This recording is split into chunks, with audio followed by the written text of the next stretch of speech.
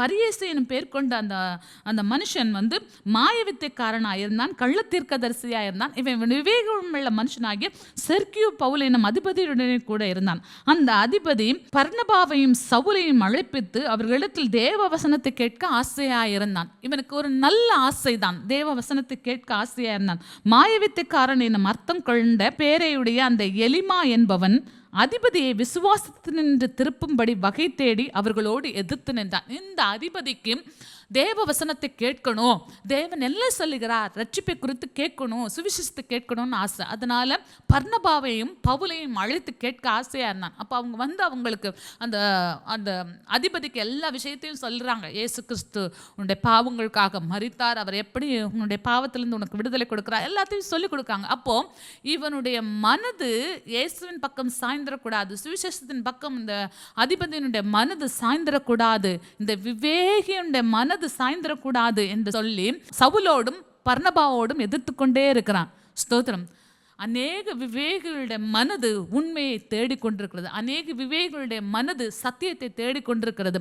அவர்களுக்கு சத்தியத்தை கொண்டு போகாதபடிக்கு பரியேசு உங்கள் பக்கத்திலே இருந்தா அதை நீங்கள் கண்டுபிடிக்க வேண்டும். ஸ்தோத்திரம். அந்த கபடை நீங்கள் கண்டுபிடிக்க வேண்டும். ஸ்தோத்திரம். மாயவித்தை என்னும் பேரையுடைய அந்த எலிமா என்பவன் அதிபதியை விசுவாசத்தென்று திருப்பும்படி வகை தேடி அவர்களோடு எதிர்த்து நின்றான். அப்பொழுது பவுல் என்று சொல்லப்பட்ட சவுல் பரிசுத்தாவினால் நிறைந்தவனாய் அவனை உற்று பார்த்து, எல்லா கபடும் எல்லா பொல்லாங்கும் நிறைந்தவனே, பிசாசின் மகனே, நீதிக்கெல்லாம் பகிங்கனே, கர்த்தருடைய செம்மையான வழிகளை புரட்டுவதில் ஓய மாட்டாயோ. இப்படி பவுல் அந்த பரியேசு மாயவித்தைக்காரனை பரிசுத்தாவினால் நிறைந்து உற்று பார்த்து, மாம்சத்தினால இந்த கலைகளை நம்ம ஜெயிக்க முடியாது, மாம்சத்தினால இந்த கபடை நாம் ஜெயிக்க முடியாது. உங்கள் வீட்டுக்குள்ளே வந்து உங்களுடைய மனதை இயேசுவை விட்டு திருப்ப, உங்கள் மனதை சபையை விட்டு திருப்ப, உங்கள் மனதை ஊழியத்தை விட்டு திருப்ப, உங்கள் மனதை நற்காரியங்களை விட்டு திருப்ப, நீங்கள் ஆண்டவருக்காக ஏதாவது ஒன்று கொடுக்கணும்னு நினைப்பீங்க.